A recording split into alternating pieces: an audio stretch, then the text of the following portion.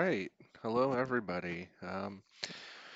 Here today, opening a few secret layer packs. I've never uh, opened up any secret layers before, so this is going to be pretty exciting.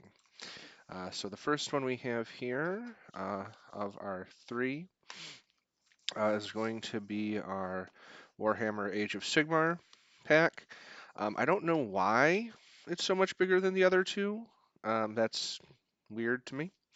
Now, supposedly, some, if not all, secret layers come with an extra card, so we will take a look and see what happens. But I have been so excited waiting for these.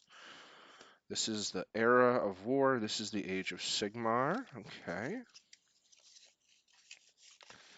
Got a fun pack there. Okay, nothing in there. Got the nice little sleeve there. Nice. Okay. So what do we have? Looks like this. That's much stickier than I thought. Okay. Okay, so it looks like the secret card in this is going to be a basic land. Um, but it's a wasteland. That is pretty cool looking. Uh, so then I'm going to guess the rest of the cards are in this pack here.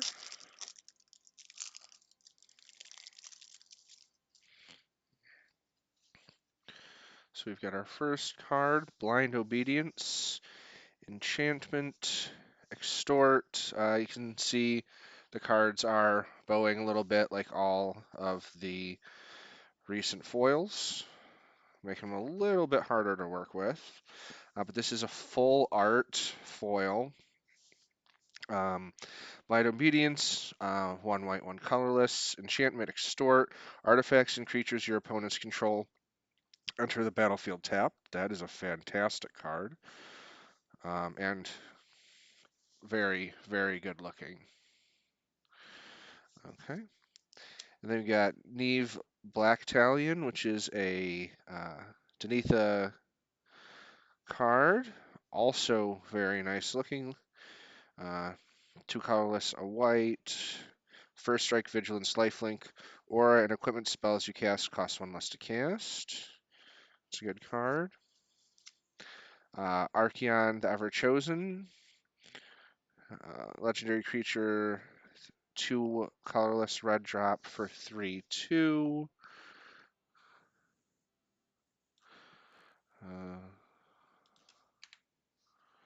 Let's see here. Sorry, I'm experiencing a little bit of. There we go.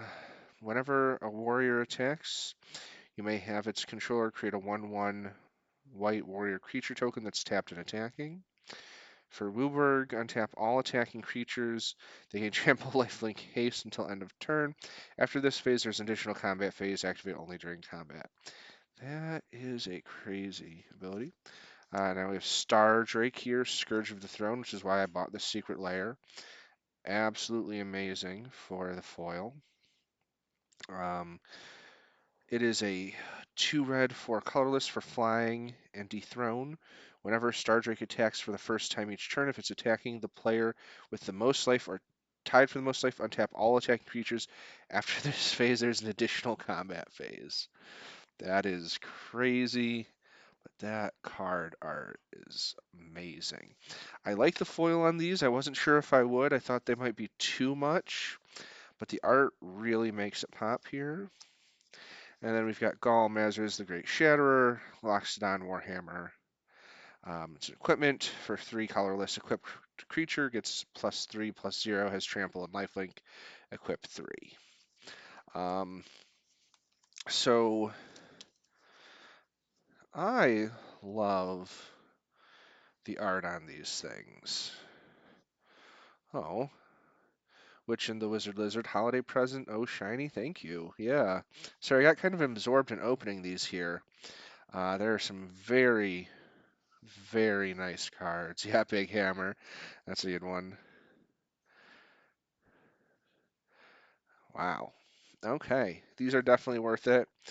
I was kind of questioning because the new Secret Lair for December, Frank Franzetti artwork has dropped, and I was thinking about getting them, and then maybe in the shiny. But seeing this, I just fantastic art for this, so I'm very happy with that.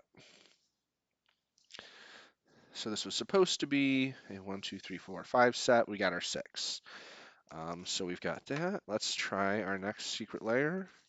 This one's much less large. Space Beyond the Stars. I am very excited for this one, though. This one is going to be really good for my control deck. Oh, okay. There we go. So we have thank you for being a part of Secret Lair. Some card there. Okay. A lot less fanfare for these Secret Lairs than I thought, but looking at the top of that card is just amazing. I am imprisoned in the moon. Okay. I don't know if I can really show you guys what this looks like, but that is one of the nicest cards that I've ever seen.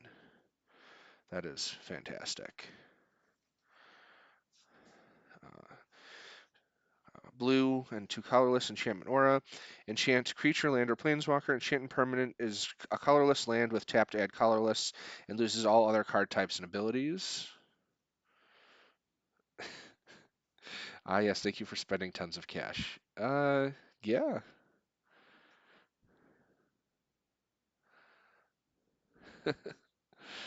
Yeah, actually, these are relatively expensive, but for the art, I'm loving it. So we've got Imprisoned in the Moon there.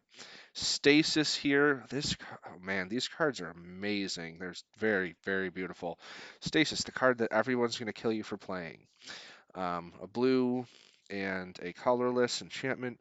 Players skip their untapped steps at the beginning of your upkeep. Sacrifice Stasis unless you play a blue mana. All right. Then here, oh, we got Prismatic Omen. Green and a 1-drop. Lands you control are every basic land type in addition to their other types. Um, Man, I can't say enough about how nice these cards look. I'm going to turn up the light here because I think it'll help. Oh, you got a little bit of a. There we go, readjustment. Okay. Um, okay. You got Wheel of Sun and Moon. Either 2 white, 2 green, or either or. An aura, enchantment, enchant player. If a card would be put into the enchanted player's graveyard from anywhere, instead the card is revealed and put on the bottom of that player's library. That is a fun card. Um, and then here is our secret card, because this was a 4-drop as opposed to this one. Fury Sliver, a sliver card. I hate slivers. Slivers are. Witch and the Wizard skips other people's untapped steps. No, skips every untap step. This card freezes the game until somebody can deal with it or until you can't afford to pay for it anymore. So this just shuts down the game for a while. Now this actually I have a deck that's going to go my artifact deck where I can untap cards and retap them. Yeah, you 100%. Um, but I love, love the look of these. I'm very happy with this. Kind of almost tarot art, which is, as you know, I enjoy heavily. But we got a sliver here. I don't know why they put a sliver as the extra card in this deck. That makes no sense to me. Red and 5 colorless, all sliver creatures have double strike. This card literally killed me in a game just this week. Someone had it. Um, I have no idea why they put it in there. Totally against the theme we have here. Um, but I guess it is a better surprise card than the waste card we got from the Age of Sigmar. All right, so now we're on to our last opening here. Uh, we have another. Oh, this one looks like it's a thank you card from Post Malone because this is the Post Malone set that I'm opening. Thank you. I'm stoked to share my love for Magic with y'all. This is a personal, wild little set that I helped to develop, so I hope you enjoy it. You're all mythic to me. Yours truly, Post Malone. That is actually kind of sweet. Um, so I will be building a deck around this secret layer because I don't have a black deck yet, and this deck is going to be perfect for that. You because Slither. Yep. Slithers are terrifying, and if anyone ever sits down to the table in front of you with slivers, just punch him in the face and walk away. That's the only way you're going to win. Okay, so we have our first card here, Post, Son of Rich, which is just Post Malone's card. It's normally a Crick, Son of Yawgmoth. Um, so it is 3 swamp and 4 colorless, or 3 life and 4 colorless. Lifelink for each swamp and cost, you may pay 2 life rather than pay that mana. Sorry, so 2, not 1. So you can get this out relatively quickly. Um, Whenever you cast a black spell, put a +1/+1 counter on Post Son of Rich. So it's a commander that can be incredibly expensive, but can also be paid for in life to get out really quickly, especially if you have cards in your deck that like Thrawn Dynamo, um, and other cards like that. You can get it out real quick. So this is going to be the commander of the deck. Nice card. All right, and then we have Post Citadel, which is a Bolas' Citadel, 3 swamp, 3 colorless. Artifact, you may look at the top card of your library at any time. You may play lands and cast spells from the top library. If you cast a spell this way, pay life equal to its mana value rather than pay its mana cost. Amazing card because you don't have to have the mana to play the cards off the top of your deck. A five CMC, you pay 5 life, gets it out. This is going to be crazy. Oh, got a little spoil there. So now we have Post Sigil here. It's a 2 swamp drop enchantment. Whenever an opponent casts a green spell, you may pay 2 life, or sorry, 2 mana. If you do, look at that player's hand and choose a card from it. That player discards that card. For 2 swamp, return Post Sigil to its owner's hand. Um, so yeah, that one's. We're not really sure. I was doing some research. We're not really sure why this card was in this. Um, because Lestric's Sigil is not a super fantastic spell because it only works if you have a green player. Um, but maybe this is a specific fuck you to one of his friends. So who knows? But it's in the deck. Okay, and then now we have Jet Medallion, which is black spells cost you 1 colorless less to cast. Just another fantastic card, and you can see it has his throat tattoos and everything. And actually, now that I'm talking, so the Age of Sigmar cards here all have the curve to them, but my what's this one? The Space Beyond the Stars and my Backstage Pass are not curling. Interesting. Jet Medallion, good card. So what's the secret one? Post the Enchanter, which is a Zur the Enchanter. Um, White, blue, black, and a colorless legendary creature, human wizard. Flying, whenever Post the Enchanter attacks, you may search your library for an enchantment card with mana 3 value or less and put it onto the battlefield and shuffle. So that's a fun card. Um, but yeah, so that is the 3 secret layers that I bought last time.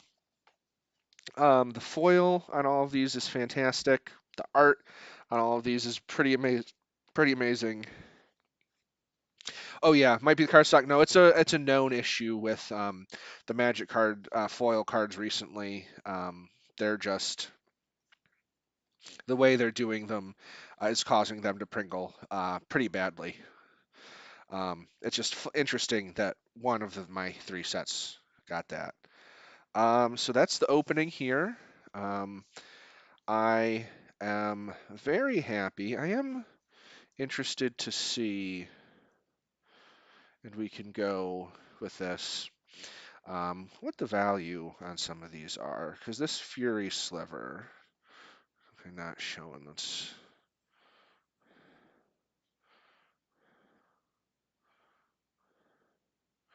Fury Sliver is a very cheap card, under $1 card. The only foil is from Time Spiral, and that's a $4 card, so maybe a $4 card. Um, so let's see the wastes.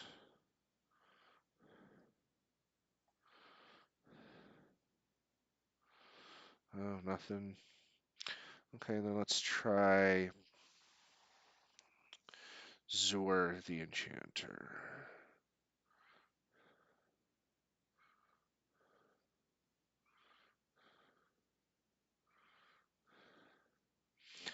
Zur the Enchanter, $2 card. Uh,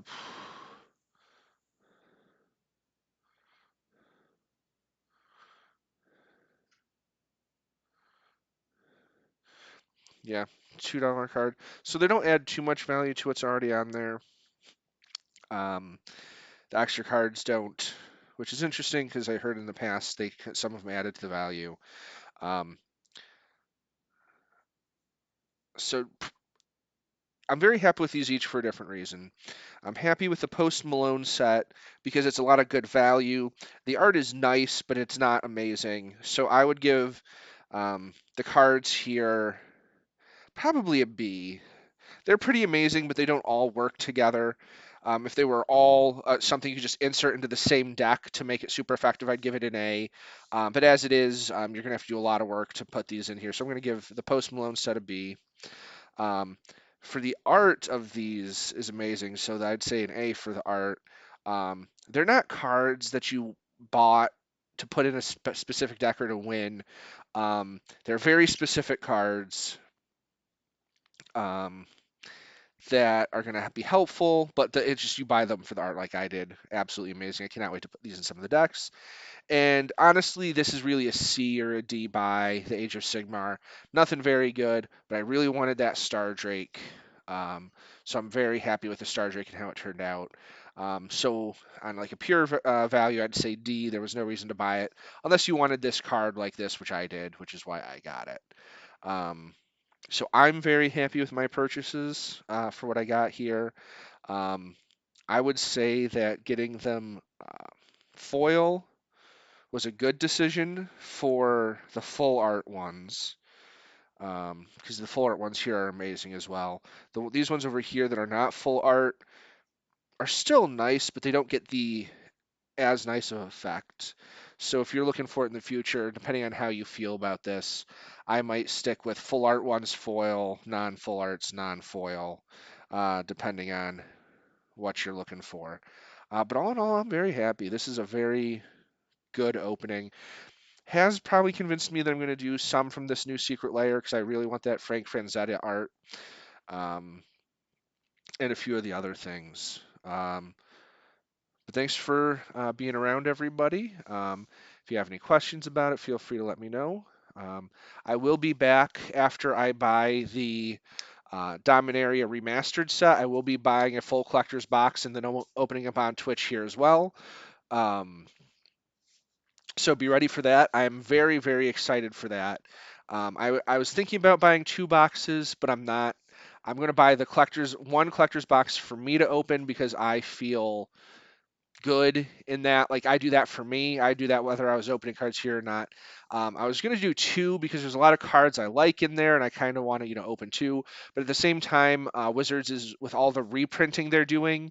Everything's gonna crater in value, and I cannot justify that price to buy 2 boxes. Um, I get some discounts for various reasons at a local game store, so I feel comfortable with the 1 box, but nothing after that because it is just the value craters too much. If you've been keeping an eye on the value of the or not the decks, the sets as they come out. Everything is cratered very heavily, except for the new Jumpstart 2022. So if you're looking for a to buy a box of anything for any value, I'd go Jumpstart 2022 by far. There's a lot of cards that are maintaining their value. Um, so buying a box there is probably going to be your best bet. Um, but like I said, I'll be here opening the Jumpstart, or not sorry, the Jumpstart, the Diamond Area Remastered Collector's Box in a couple weeks when that opens up. I may or may not do some stuff between then because I kind of want to do is Twitch some more. But thank you for both of my viewers. It is awesome that you are here, and hopefully, uh, I'll see you guys soon. So thank you.